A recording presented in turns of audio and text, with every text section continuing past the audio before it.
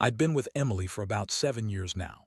When we first got married, I thought everything was perfect, well, mostly. She was smart, beautiful, and seemed genuinely into me. We had a pretty good life, or at least I thought so. We both worked in media, I as a producer for a local radio station, and she was a writer. We spent nights recording podcasts, which was our little hobby. It was something we did together, me, her, and her co-host, Mike. They had a good chemistry on air, and I always thought they just clicked professionally.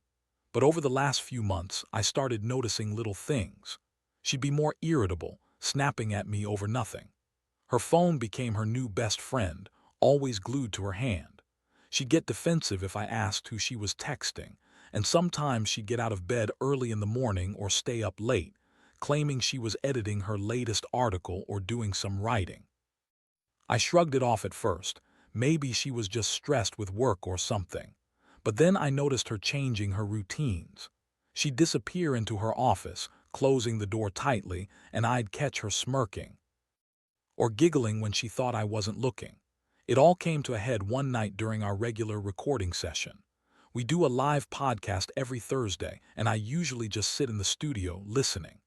That night, Emily was more giggly than usual, and her voice sounded different, more playful, like she was holding back a secret. I remember sitting there trying to focus on the show, but I kept catching her stealing glances at Mike, her co-host. They laughed a little too hard at each other's jokes, and she kept brushing her hair back in a way she never did with me around. I thought, okay, maybe I'm overthinking this. Then, after we finished recording, I stayed behind to pack up some equipment. I decided to check the security footage. I know, sounds paranoid, but I had a gut feeling. I pulled it up on my laptop and started skimming through the recordings of the studio late at night. What I saw made my stomach drop. There's Emily in a dimly lit room, not alone.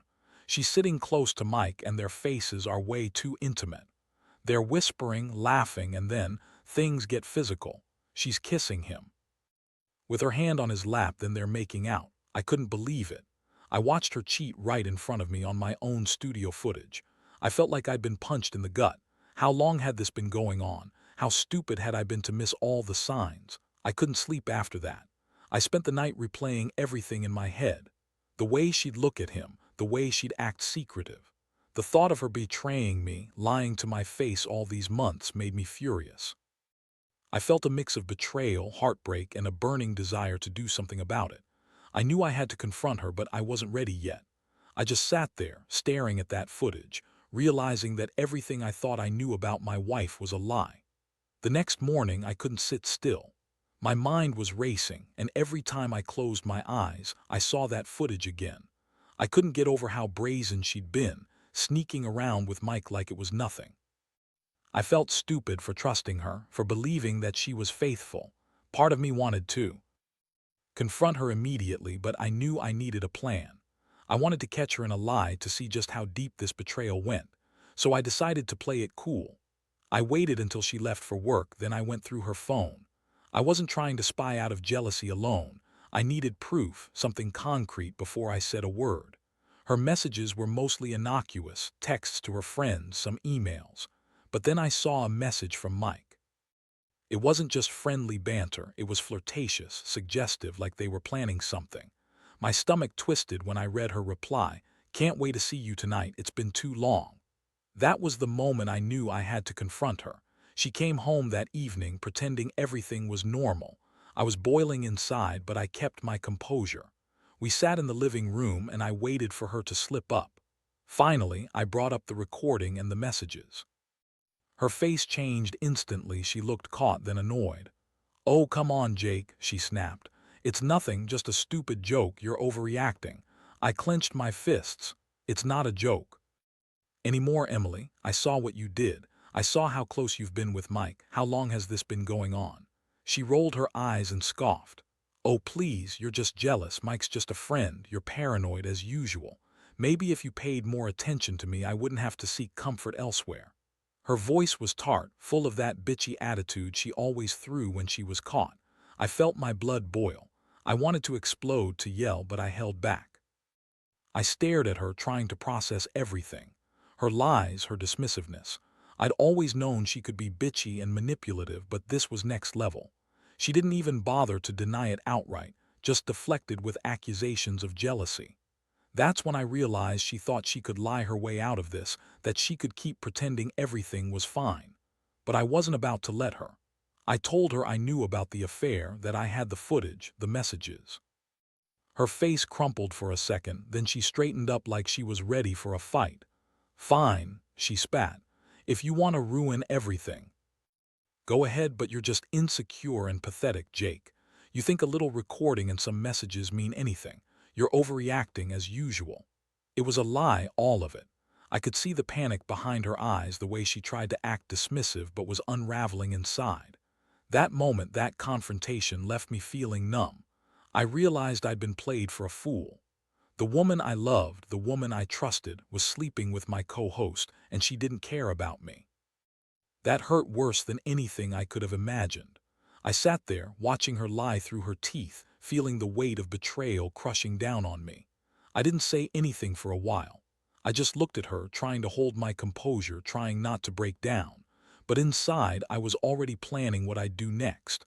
I knew I couldn't stay with her, not after this. I had to figure out how to get out, how to protect myself from whatever mess was coming.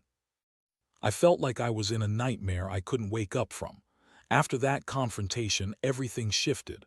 I couldn't sleep that night, replaying every moment, every lie she told me, and the way she looked at Mike that night in the studio. I knew I had to get out, but I also knew I needed to be smart about it. Emily wasn't the kind of person to just roll over quietly. She was manipulative, bitchy, and she'd probably spin this in her favor if she got the chance. I had no intention of letting her walk all over me or make me look like the villain. So I started devising a plan. I decided I'd confront her again, but this time with some leverage. I was going to make her realize that I wasn't just some pushover, that I had enough evidence to ruin her if I wanted. I collected everything I had, screenshots of her messages, the footage from the studio, the emails she'd sent to Mike, and even some audio clips I secretly recorded of her dismissing my concerns as jealousy. I wanted her to understand that I knew the full scope of her betrayal, and I was prepared to use it. But I wasn't just going to attack her directly. Finding someone who betrayed you like that, especially someone who's so manipulative, makes you question everything. I felt anger and sadness, but also a strange clarity. I realized I had to be strategic. I started looking into lawyers, thinking about separation. I knew she'd try to turn this around and make me look crazy, so I needed to be prepared to fight for everything. My house, my money, whatever she thought she could get away with. I also thought about how I could get her back, not in a petty way, but in a way that made her regret she ever crossed me. I didn't want to give her the satisfaction of knowing she'd hurt me and got away with it. I wanted her to feel the pain of betrayal, the way she'd made me feel. That meant thinking about her reputation, her career, and how I could make her pay for what she'd done. I didn't want her to think she could cheat and lie her way out of this without consequences. Over the next few days, I stayed quiet, biding my time.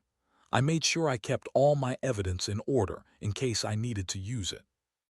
I also started reaching out to some of her friends subtly to gauge how much they knew or suspected. I didn't want to make a scene, but I needed to know what I was up against. Inside, I was mostly just hurt and furious. How could she do this? How could she lie so effortlessly? I'd always thought we had a good thing, but she'd been hiding this secret all along. I felt betrayed not just by her, but by the entire illusion of what we had. Then, I finally decided it was time to confront her again, this time with all the evidence laid bare. I knew she'd deny everything, but I was ready. I wanted her to see that I wasn't the fool she thought I was, that I had the upper hand. I wanted to make her realize the game was over. But I also knew that once I did this, nothing would be the same. The trust was gone, and I had to prepare myself for whatever came next. I just hoped I'd have the strength to follow through, no matter how much it hurt. The day I decided to confront Emily again, I felt a strange mixture of calm and rage. I'd spent the past few days gathering everything I could, screenshots, recordings, her texts, and I knew I had enough to make her realize I wasn't messing around. I wanted her to understand that I had seen everything, that I knew the truth. I also wanted to get her reaction on tape, just in case she tried any more manipulative bullshit. I wasn't going to let her gaslight me or dismiss what I knew anymore. I told her I needed to talk. She looked at me with that smirk she always wore when she thought she could manipulate her way out of things. What now? You're just being dramatic, she said, crossing her arms. I could see her trying to act like she wasn't nervous, but I knew better. I kept my cool, pulled out my phone, and laid everything out, the footage, the messages, the recordings. I know what you've been doing, I said, voice steady but cold. I saw the footage from the studio. I read your texts. I know about you and Mike, so don't even try to deny it. Her eyes widened for a second, then she threw her head back and laughed sharply. Oh, please, she scoffed. You're overreacting, that's just some stupid bullshit you made up because you're insecure. You're always accusing me of stuff. This isn't any different. I shook my head. No, Emily, it's different because I literally have proof, and I've never seen you act this way before. Why are you so defensive? What are you hiding? She rolled her eyes and looked away, trying to compose herself. You're paranoid, Jake. You always jump to conclusions. Maybe if you weren't so controlling, I wouldn't have to find comfort elsewhere. Fuck, I work my ass off and this is how you treat me, like I'm some cheating bitch. You really think I'd do something that stupid? I felt a flicker of anger. You're lying, I said. The texts, the footage, everything points to you cheating on me, and you're just trying to brush it off like it's nothing. Her face twisted into something ugly. You think I care what you think? I don't owe you a damn thing. You're just a control freak.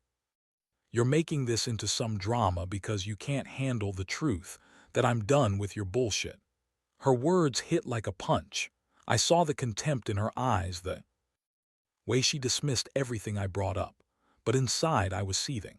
I knew she was lying, but I needed her to admit it outright to show her true colors, so I pressed her further. Fine, admit it then. You're sleeping with Mike. That's what you're doing, right? She paused, her lips curling into a venomous smile. Yeah, maybe I am. And what are you gonna do about it? Cry? Throw a fit?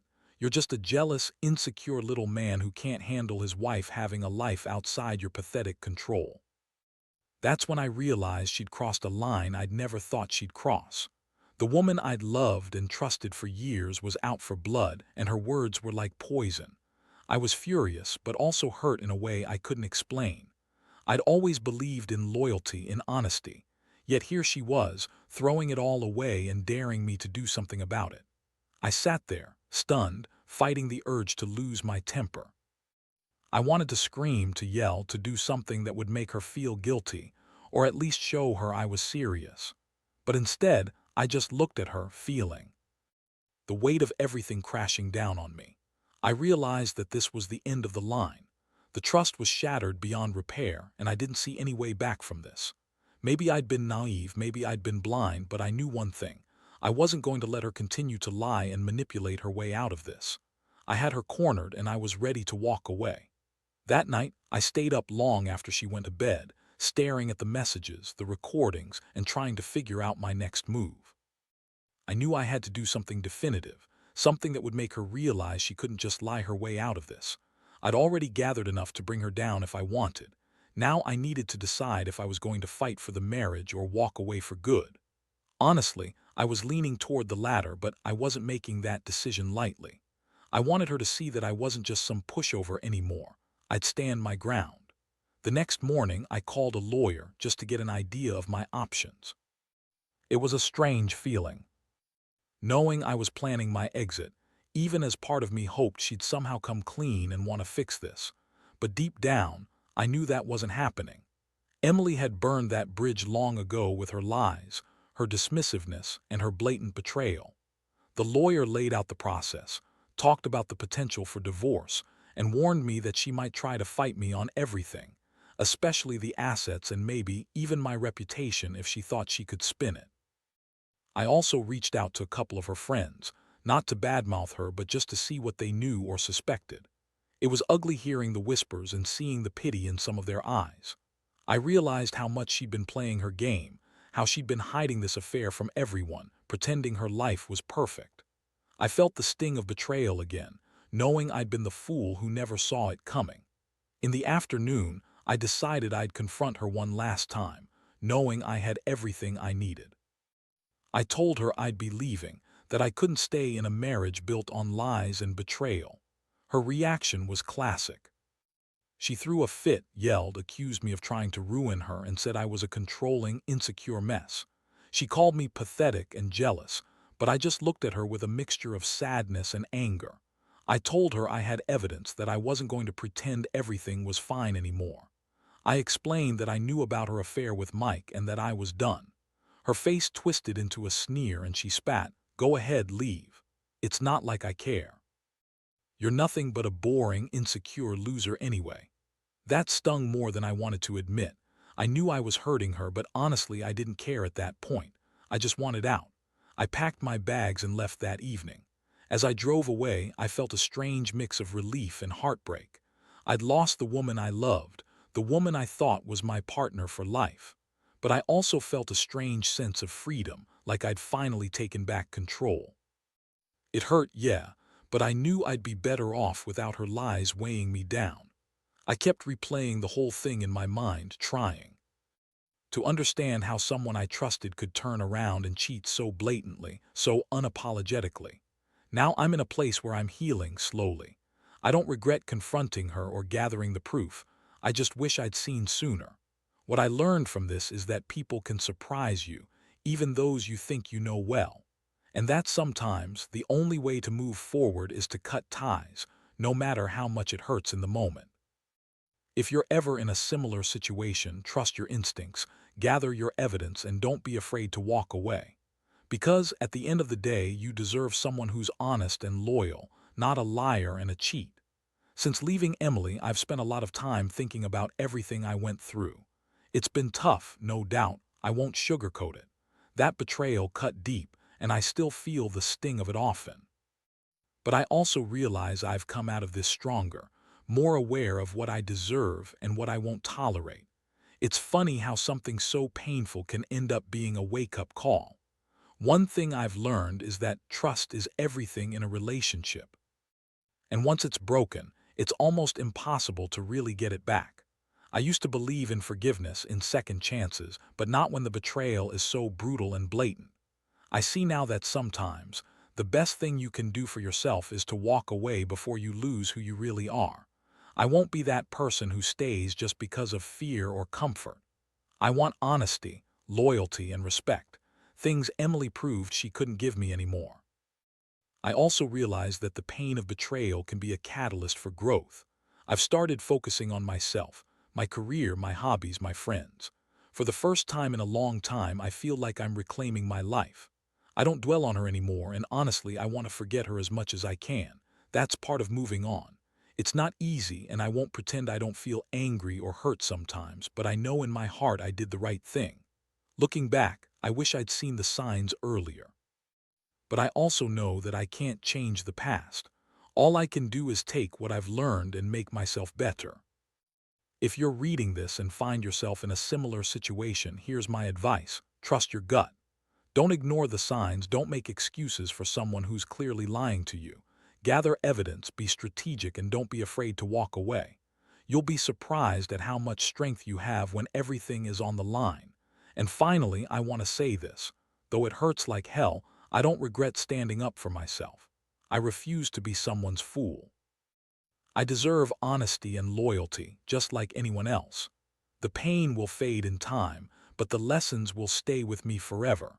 Moving forward, I'm focusing on what truly matters, my happiness, my self-respect, and finding someone who truly values me. Because I've learned the hard way that the only person responsible for your happiness is you.